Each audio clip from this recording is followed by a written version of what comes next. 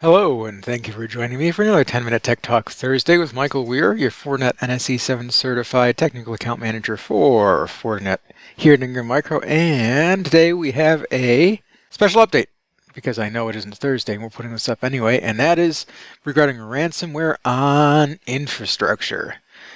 Our question for today is, how did a major petroleum product pipeline end up ransomwared? If you haven't followed the news, it's something like this. Colonial Pipeline ransomware hack caused gas prices to... In other words, what happened is there was a gas pipeline that recently fell victim to ransomware, and today we're going to talk about A, the cyber disruption to this critical infrastructure and its real-world consequences, and B, the fact that $1 of protection is worth $10 of cure, and that's very conservative if you were to actually go through and do the real math, and it's probably more like 100 or maybe even 500 or 1,000. But basically, it's cheaper to prevent it than it is to try to fix it. As usual, our bulletproof disclaimer, I am not a legal expert, and I also want to say I'm not intimately involved in the Colonial Pipeline situation, and the information I'm putting forth here is from public sources. There's nothing here you couldn't glean from reading through the news reports and tech briefings and stuff yourself. I don't have any actual involvement. I haven't been hands-on with it or anything along those lines. A little bit of background on this whole situation. As we know, America runs on oil. The Colonial Pipeline, the one that fell victim to this ransomware, the things that ran through it specifically, there was actually two pipes there. One was purely for gasoline, and one was subdivided between diesel, jet fuel, and heating oil. And so the effects of that when ransomware encrypts this devices on this major oil pipeline is, first of all, we get lack of fuel for vehicle transport, that of course being your gasoline and diesel and jet fuel. You get lack of industrial use supplies, which is diesel and heating oil in some case. And of course, this all drives up prices when it's harder to get it. Customers use, or companies use as an excuse to charge customers more. And I got this from the Colonial's website. This is the approximate path of the pipeline, just so you have an idea of its scale. And this isn't just some little thing that goes state to state or something like that. This really does cover the eastern seaboard quite comprehensively. A little bit about the major actors in this. The pipeline owners. The reason I put these up here is this is actually an international incident. People don't think about it that way, but there's two companies that own the pipeline that are U.S.-based. There's Koch Industries, and there's the Colonial Pipeline Company itself, the second iteration. That's a long story. But there's three other owners too. There's a partners group out of Quebec in Canada. There is a retirement investors group and a few other things out of South Korea, and there's Royal Dutch Shell based in the Netherlands. So, although you might just think this is a little pipeline on the East Coast getting ransomware, it's actually an international incident. A little bit about the pipeline history. The construction began in 1962. They've had 12 spill incidents. They've had 3 incidences of gross negligence, but they substantially upgraded their infrastructure after Katrina. Why do I put in there about the spills? As the general public, we don't exactly have a window into how well things inside that pipeline are being maintained, or how well a pipeline company is maintaining the rest of its infrastructure around it, like PCs, laptops, the things that probably got ransomware. The only real way we have of seeing if they have damaged or they're not taking care of their stuff is when there's spills. But it's worth noting, too, this company, after Katrina, they donated gas and generators and things along those lines. They also redid their own infrastructure, so it was less likely to be disrupted by events like that. So there's been some lackluster stuff, and then some some upgrades made after that. The bad side of things, the bad actors were DarkSide, which is a Russia-based ransomware group, and potentially a third party. We'll get into that in a little bit. And a little bit of history about the bad actors. DarkSide does ransomware and ransomware as a service. Typically speaking, they're financially motivated. They don't really get into geopolitics that much. They don't really have an ideology. They just like money. And they usually define targets outside of Russia and Eastern Europe. They don't eat in their own backyard, or however you want to put that. One of the basics to all of their ransomware is it checks what the default language is on a computer, which is anything related to Cyrillic, Russian, anything that would indicate that this person is in a Eastern European or former Soviet bloc country, then the ransomware does not activate itself. And then we've sort of got an overlay on top of all these actors. And that is a couple of U.S. departments, the Department of Transportation, Department of Homeland Security, and the Federal Bureau of Investigations, who are overseeing all parts of this now that there has been this ransomware infection. So let's talk about what people have said about it. In this case, what the major player statements have been. They're all sort of generic. There's bits and pieces of each of them that are special. Basically, Colonial gave their usual, we're monitoring the situation, and we're executing a plan, in their words, involves an incremental process that will facilitate a return to services in a phased approach. What does that mean? Whatever. Last time I went to their website, it just said 502 bad gateway anytime I clicked on anything, so it seems as though that might be a little bit behind pace. The USDOT has taken some steps to increase the supply of fuel going across our highways. There's usually limits on how long semi-truck drivers and others can drive without taking a break in the middle.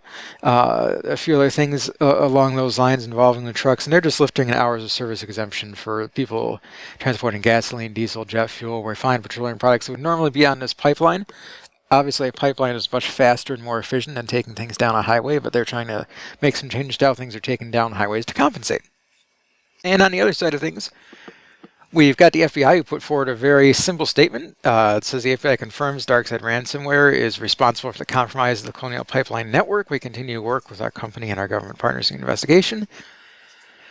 And of course, DarkSide.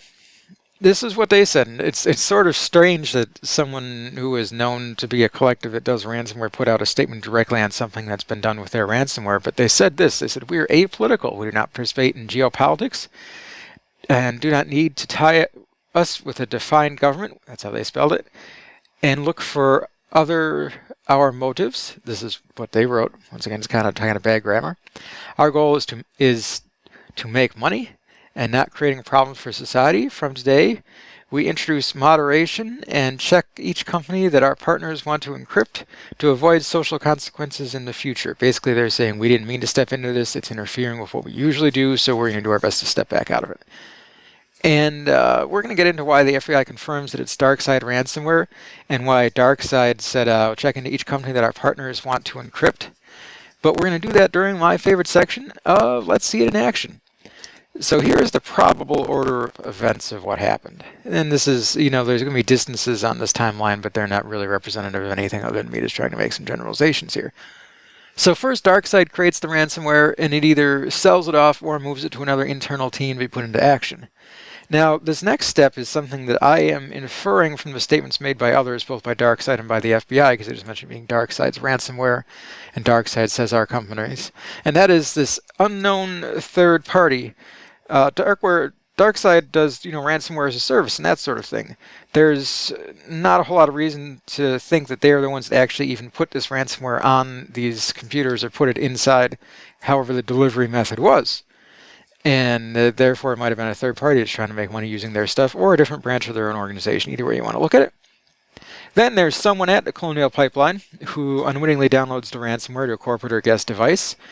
And the reason I put unwittingly in there is it is more than likely, given the paths that ransomware takes and the normal ways it gets in, that this was the result of some kind of human error, given the involvement of DarkSide and the statements by all involved and this sort of thing. This was not some sort of complicated hack. This was just getting ransomware the same way everybody else gets ransomware, which is typically a drive-by download, or it's somebody clicking on a phishing email or downloading corrupted images from a PDF or something along those lines. So someone at Colonial does something that gets them ransomware. And this is the point where all of Colonial is now involved, because the ransomware encrypts the resources enough to cripple the environment. And then they said there's going to be recovery. Given what they said about phases and all that, my estimation is 2 to 3 months down the road. Which gives us the big question, what could have prevented this? There's a few different steps that could have prevented it along the way. So we're going to say that DarkSide and the unknown third party, without much bigger geopolitical involvement, we can't really do a whole lot about them. So let's start looking at the someone at Colonial, the employee who unwittingly downloaded ransomware to corporate or guest devices. And there's two sides to this. There is the person and there are the devices. So we could have prepared for this or prevented it. So in terms of preparation, what we've got is phishing training, cyber hygiene training, network segmentation, and zero trust/least trust access. So regarding the employee, we could have hit them with phishing or cyber hygiene training and potentially have them recognize what they're about to do could cause a ransomware attack. And in terms of the network itself, trying to compensate for dumb people, We could either do better network segmentation or zero trust, least trust access to make sure that if that person does something dumb, it does not spread to the entire network, that there is no way for it to spread, no matter how advanced it is. And now here's where we get to the all of Colonial part of things. This is where we start moving from preparation to the prevention side of things. This is the times when we implement things like mail security. I keep bringing up mail because it's pretty much the most frequent way ransomware gets delivered. We could also add an EDR product, so when the ransomware started to spread, it was blocked from spreading all the way across the network. We could have had an active NAC that saw behaviors are going bad and actively started segmenting and shunting off devices. Or even something like Fortinet's firewalls can do that off the firewall itself, just start quarantining clients, that kind of thing. Or a SOAR. SOAR is secure orchestration and automated response, where instead of having humans looking at a SIM console somewhere and saying, oh, look, there's been an incident, let's manage it ourselves, this is a machine that manages at machine speed to stop these things fast enough before they spread. So that's our preparation and our prevention that could have gone across all of Colonial to stop this from happening in the first place. But now, unfortunately, now that it did happen, we are in the recovery period. This is going to probably be 2 to 3 months down the road. This still has preparation phases and all the other phases we would think of. First of all, it'd be your preparation for recovery. You're going to have to have backups. First of all, that's the core to any recovery process. And then you're going to have cold backups after that. And you might say, what's the line there? Well, backups typically happen 30, 60, 90 days, something along those lines. But there is now ransomware that knows to delay itself 30, 60, or 90 days. So it will spring into action when it sees the right number of days have passed. And the intention of it is to infect your backups as well. It's built purely to stop you from doing this normal hygiene safety thing. That's why I say cold backups too. Cold backups are backups that are made further in a distance and stored on, say, an inactive media like tape or something like that. So you might back up your environment normally once every 90 days, but once every 6 months, take something that is 90 days been backed up, known to be safe, and put it into cold storage, and then do it again 6 months later. Do it again 6 months later on tape drives, and just bring it back when you need to bring it back. Golden images, of course, anybody who is deploying devices in a corporate environment should have a golden image for those devices, that all devices, when they go to the employees in their hands the first time, they have a configuration that's the same for everyone going out. It's just a nice control, and of course, spare hardware. Always keep spare hardware, not just because something might break, but because there might be a ransomware situation like this where suddenly you've got to pass out new hard drives. And then when this happens, we also have to, during this recovery, keep in mind it's going to be forensic. So we want to keep the affected hardware in state as much as possible. This means don't unplug it, don't turn it off, don't try to restart it. Don't start restoring from backups or anything just yet, because you're going to need to gather all that stuff as evidence. It's now evidence of a crime. I've said this in my previous videos. And then, once people are reviewing this evidence, they're going to look at the timelines, and there's going to be authorities and governing bodies hopping in because this is critical infrastructure. And then once we've got the forensics going on, and keep in mind it doesn't necessarily have to happen like in order. These things could all be going on at the same time. We get into our recovery. Recovery is informing the public, because most places are, regulations say they have to inform the public of what happened, even if it's just their customers or it's everybody, or even just preempt the information leaking out. Then you activate your spare hardware, go around, pass out, those new hard drives that have your golden image on them, or put from the last backup or something like that, so the people doing the forensic work can take the old ones. And then from there, you're going to rebuild your infrastructure to functionality. Now, what is our call to action on this? My big call to action that we can learn from all this is be prepared for the attacks before they happen. We're now stuck in a place where we have a major piece of infrastructure having to go with what's realistically months of recovery.